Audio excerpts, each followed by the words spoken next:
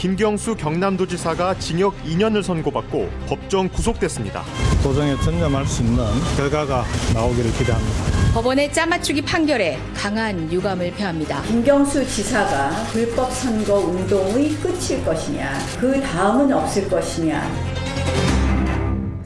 예, 김경수 경남지사 앞서 전해드린 것처럼 법정 구속이 됐습니다. 결국 1심 재판부는 드루킹 일당과 김경수 지사가 공모했다 이렇게 판단을 한 겁니다.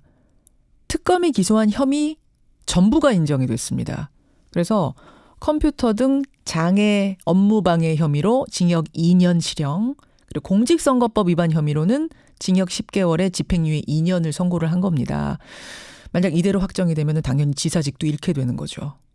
뿐만이 아닙니다. 당장 어제부터 야당 일부에서는 대선 무효라는 이런 단어가 튀어나오기 시작했습니다. 더불어민주당은 어제 긴급 최고위원회 열고요. 대응책 논의하고요. 대책위도 꾸렸습니다. 위원장을 맡은 분 박주민 최고위원 연결을 해보죠. 박주민 최고위원님 안녕하세요. 예, 안녕하십니까. 예상을 전혀 못하셨던 거라고요? 저뿐만 아니라 저한테 어제 전화를 해온 기자분들이 굉장히 많은데 예. 다들 예상 밖이다, 뜻밖이다, 심지어는 어떻게 이럴 수가 있는지 잘 모르겠다 이런 반응이 대부분이었습니다. 예. 그 1심 판결에 대한 민주당 측, 김경수 지사 측 입장이라고 봐도 될 것 같은데 입장은 뭡니까? 우선 굉장히 허술하고 제대로 증거에 의해서 뒷받침되지 않았던 드루킹 쪽의 주장 그리고 특검의 주장이 사실 거의 100% 인정이 된 것이어서 이게 과연 증거나 법리에 의해서 이루어진 판결인가 하는 의구심이 있고요. 어허. 양형 역시도 통상적인 경우하고 상당히 차이가 있게 되어 있어서 이건 사실상 거의 감정적인 판결 아닌가 이렇게 보고 있습니다. 감정적인 판결 아닌가라고 보고 있다. 근데 지금 혐의가 크게 두 가지였잖아요. 하나는 드루킹이 8만여 건 댓글 조작한 데에 김경수 지사도 가담을 했느냐. 이게 하나가 있는 거고. 이게 공무집행방해고. 둘째는 그 댓글 조작의 대가로 샌다이 총영사직을 제안한 거냐. 이게 이제 공무방해 혐의였던 건데. 네네. 1심 법원은 둘 다 맞다고 본 거거든요. 그 증거를 그렇죠. 제시한 걸 이제 보겠습니다. 결정적인 증거를 뭐라고 봤느냐 했더니 우선 2016년 11월에 느릅나무 출판사에 김 지사가 가서 킹크랩 시연 봤다라고 법원이 인정을 한 거예요. 네. 또 하나는 텔레그램으로 드루킹과 김 지사가 주고받았던 대화들 그게 또 유죄 증거로 인정이 됐습니다. 네. 여러분 이제 그건 사실 비밀 대화방이었어요. 비밀 대화방이라서 또 외국에 서버가 있는 메신저 텔레그램이기 때문에 김경수 지사 폰에는 남아있지 않았는데 드루킹이 미리 캡처해 둔 거 그게 이제 증거로 인정이 된 겁니다. 어떤 내용인고 하니 정보 보고 형태로 드루킹이 쭉 올립니다. 경인선이 3대 포털을 장악했습니다. 킹크랩 완성도는 98%입니다. 킹크랩 100대 충원했습니다. 이런 것들을 올리면 그에 대한 답으로 김경수 지사가 상당히 긍정적입니다. 고맙습니다. 이렇게 답을 했던 것들, 이 대화들이 인정이 된 건데요. 어떻게 생각하십니까? 우선은 지금 킹크랩 시연에 참석했다라고 하는 것은 직접적인 증거는 없습니다. 직접적인 증거는 없고요. 다만 이제 그 경공모 사무실에 방문했다고 하는 2016년 11월 9일 날 킹크랩 시연으로 보이는 로그 기록이 나온다는 거예요. 예.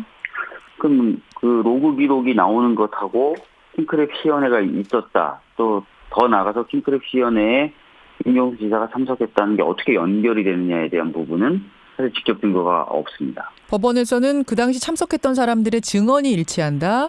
그리고 그 시기에 그 시연을 하는 로그 기록이 여러 개가 있다.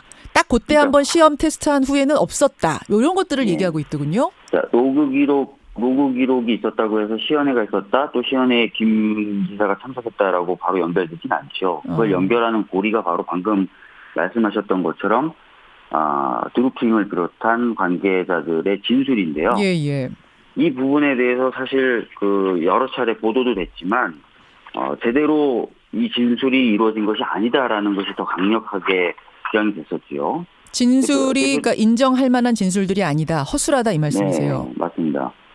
이미 이제 보도를 통해서 많은 분들이 아시고 계시겠지만 이 핵심 조직원들이 구치소 내부에서 작성했던 수첩과 메모장들이 압수수색됐어요. 예, 예. 물론 이것을 압수수색했지만 바로 증거로 내놓지 않아서 오히려 김경수 지사 측 변호인이 등사 명령을 법원에 신청해서 겨우 받아낸 자료인데 그 자료를 보면은 수사 전 그리고 체포 이후 경찰과 검찰 단계에서 어떤 식으로 진술할지에 대해서 말을 맞춘 정황들이 나온다는 거예요. 특히 킹크랩 시연회에 관련돼서요. 예, 예. 예. 11월 9일 날 상황을 어떻게 얘기하자라는 것이 예. 거의 메모 형식으로 다 돼 있고 이것을 어떤 식으로 메모가 작성됐는지 봤더니 예. 변호사 한 명이 드루킹부터 시작해서 공범자들 차례로 접견을 하는 겁니다.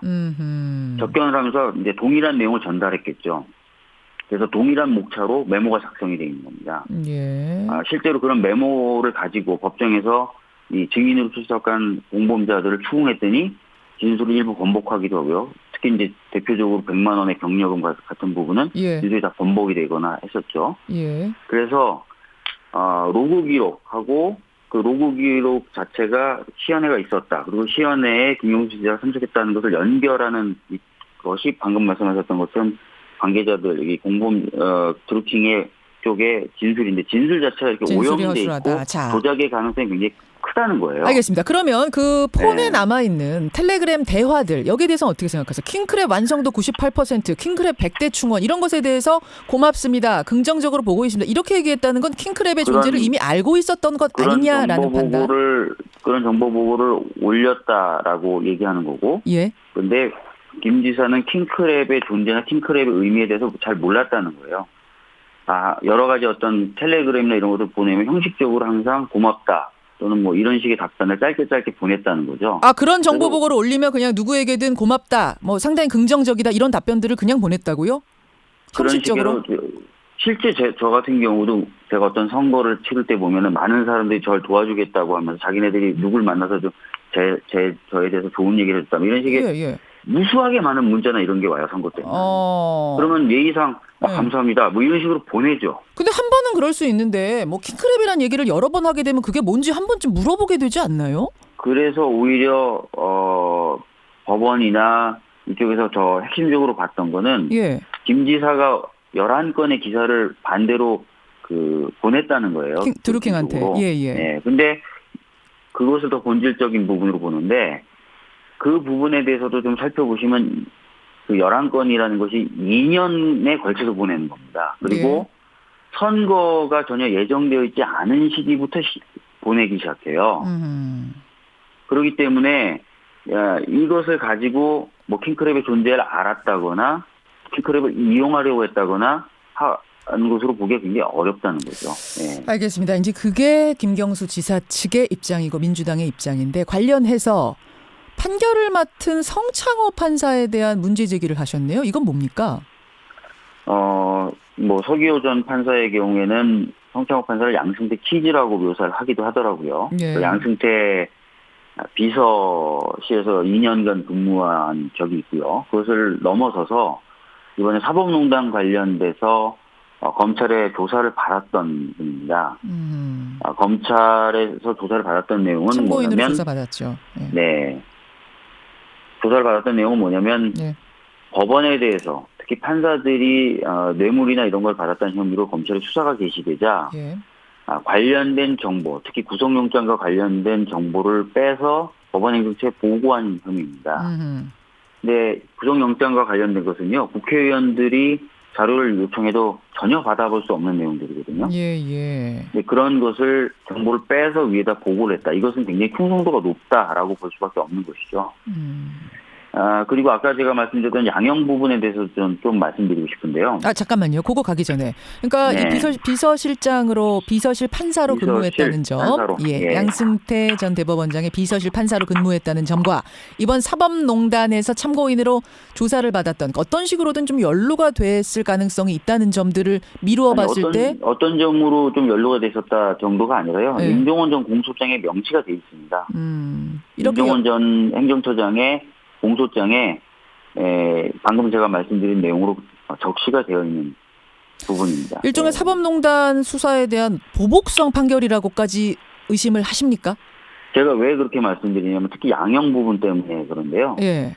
지금 그 2년을 선고한 컴퓨터 등 장애 업무 방해죄의 경우에는요. 예. 2011년부터 한 56건 정도의 사건이 있었어요. 예. 그 중에 실형이 선고된 게 한 건도 없습니다. 거기다가 이 경우에 이제 법원이 내부적으로 갖고 있는 양형 기준이라는 게 있는데요. 예. 최고가 1년 6개월입니다. 그런데 2년을 선고했습니다. 그렇군요. 그리고 홍준표 전 지사의 사례에서도 볼 수 있는 것처럼 예. 현직 지사의 경우에는 도정 업무의 공백 같은 걸 우려해서 예. 구속을 안 하거든요. 법정 구속을 안 하거든요. 예. 홍준표 그런데 전격적으로 지사 법정 구속을 했거든요. 그래서 이런 것들 종합적으로 봤을 때 양형 기준에도 맞지 않고 유사한 사례에서의 처벌 내하고도 맞지도 않고 특히 지사에 관련된 부분도 전혀 고려가 안 됐다는 부분을 봤을 때는 합리적인 판단이라고 보기 어렵다는 거죠. 홍준표 지사 얘기가 나왔으니 말인데요. 홍준표 네. 전 지사, 홍준표 전 대표가 어제 뭐라 그랬냐면요. 앞으로 이 사건이 확정되면 대통령 후보의 문제도 될 것이다. 즉 문재인 대통령의 어떤 정통성에 대한 부분, 대선 정통성에도 문제가 생길 거다라는 발언을 했습니다. 어떻게 생각하십니까? 일단은 저희는 이 판결 자체를 받아들일 수가 없기 때문에 지금 홍준표 전 대표의 그런 발언에 대해서는 전혀 수긍할 수가 없고요.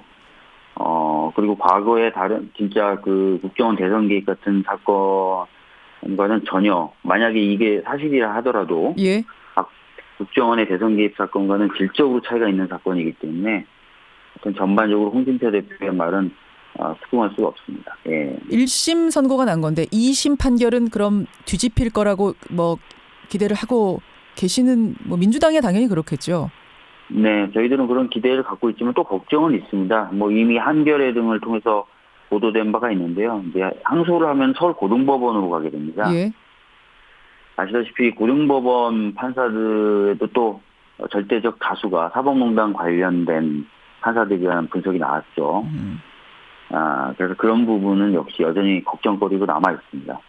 그럼 재판 회피 신청은 왜 안 하셨어요? 재판부를 기피해서 좀 바꾼다든지. 30초 남았습니다. 회피 예. 사유는 제한적으로 열거가 되어 있습니다.